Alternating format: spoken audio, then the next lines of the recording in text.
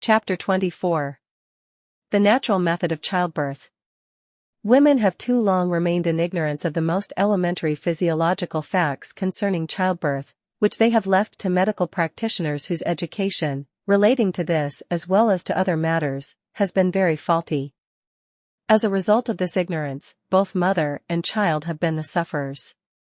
The high infant mortality today is sufficient evidence that the methods of childbirth now in vogue are unscientific, for they are largely based on superstition and tradition. A woman should give birth to a child as easily as a hen lays an egg, leaving the process entirely to nature. This will be possible if she lives hygienically during gestation. Childbirth will then be a simple muscular expulsion of the contents of the uterus. Childbirth is accomplished by the dilation of the neck of the uterus, and by the periodic contraction of the uterine and abdominal muscles, which cause the expulsion of the fetus. This occurs simultaneously with the bursting of the amniotic sac, in which the child, like a chick in an egg, lies enclosed. The head protrudes first, and finally the whole body emerges, attached by the pulsating umbilical cord to the mother. At the end of this cord is the placenta, which connects the fetus with the inner wall of the uterus, and which is expelled shortly after childbirth. 2 weeks previous to childbirth, which ordinarily occurs 280 days after conception, the premonitory signs of labor commence. By a softening and giving away of the os uteri, the opening of the uterus into the vagina, and by a blending together of its body and neck, the womb sinks lower in the abdominal cavity, which results in easier breathing, and in many ways makes the woman feel lighter and better. A few days previous to the commencement of labor, the uterus sinks further, to the brim of the pelvis, resulting in an increased feeling of relief.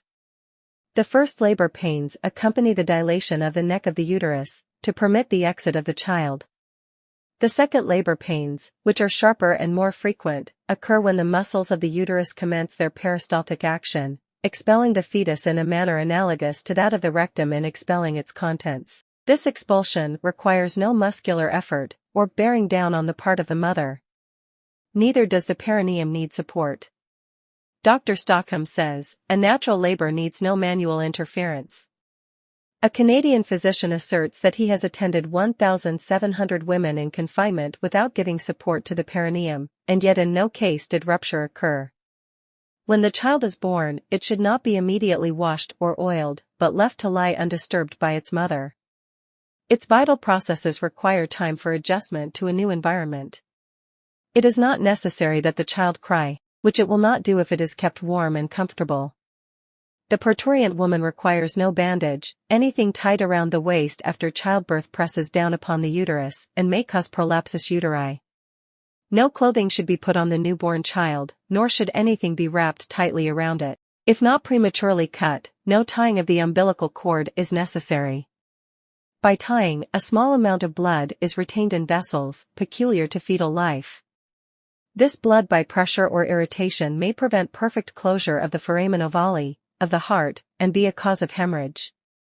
Besides, it must be absorbed into the system, causing jaundice and aphthia, so common in young babes.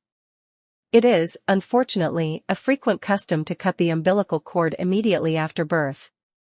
That is quite wrong, and may be attended with serious consequences, both to the mother and child. An hour should first be allowed to elapse, as soon as the cord is cold and the pulsation in it ceases. After a few days it falls off by itself.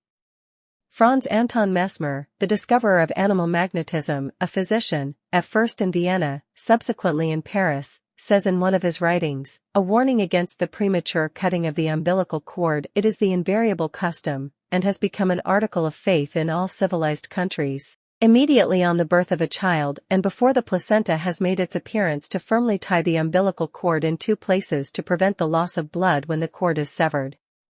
With this hasty and violent treatment, the circulation of the blood, shared by the mother and child, is suddenly interrupted without allowing time for the actual revolution to complete its circuit. The contraction and closing of the congested blood vessels of the mother, so necessary for the timely and natural delivery of the placenta, is thereby prevented, and the latter is either torn off with more or less force by the midwife, or ejected by powerful contractions of the uterus. Injury to the interior of the uterus is the consequence, leading to hemorrhage, inflammation, tumors, suppuration, and more or less disease. On the other hand, the blood contained in the portion of the cord adhering to the body of the child, being withdrawn from the circulation, passes through every grade of decomposition on account of disturbances in the structure and functions of the liver. As a result, a subtle poisonous miasma is engendered, capable of injuriously affecting the liver and all bodily fluids. Immediately after the birth of the child, its mouth and nose should be cleansed by the midwife. It should then be carefully covered and laid beside the mother till the placenta makes its appearance. The child is born, but the woman is completely exhausted by the demands on her strength and loses more or less blood, which ordinarily occurs, but not if she lives hygienically during gestation. What is to be done? Shall we follow the usual orthodox plan and allow the man to lose a large quantity of blood, of which she stands so much in need? Shall we abandon her state of weakness and wait the result? No hemorrhage after childbirth may be prevented, and thus the system may not be deprived of its needed blood, by the use of a cold hip bath. This need only take a minute. It causes a contraction of the uterus and a cessation of the hemorrhage. The placenta will then easily be expelled. If the mother lives a chaste and hygienic life during gestation, subsisting on raw vegetables and fruit, she may safely give birth to a child in the same way as apes and animals do, without external assistance or medical interference, which frequently does more harm than good. The umbilical cord would then be neither tied or cut, it would be left to naturally wither away. When the child appeared, it would be brought into contact with the mother's warm body, and remain so as long as her intuition saw fit. Difficult labor may be successfully managed without the use of instruments by means of a hot sitz bath. This causes a relaxation of the pelvic muscles, which are liable to be tense, because of the woman's nervous condition brought about by fear, thereby permitting an easier exit of the child, and reducing the pain. No drugs, anesthetics or narcotics should ever be used previous to and during parturition, for it is better that the mother suffer pain, as a result of her previous wrong living, than that the child be poisoned, by the effect of the drug, transmitted first through the maternal blood and later through the milk.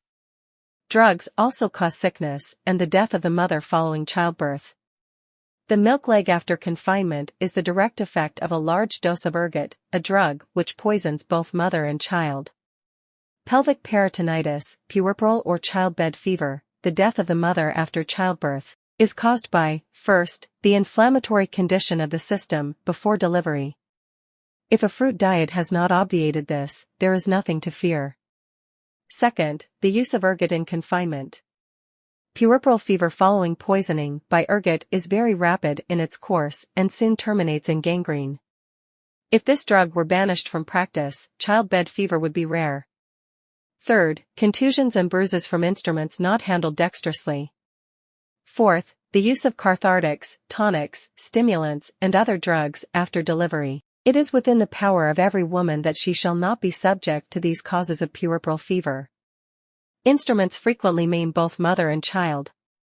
Our statistics establish the fact that asylums are crowded with idiots and insane, who are so through the use of forceps in delivery. Through the use of forceps, the delicate unformed bones which contain the brain are maimed, flattened and bruised.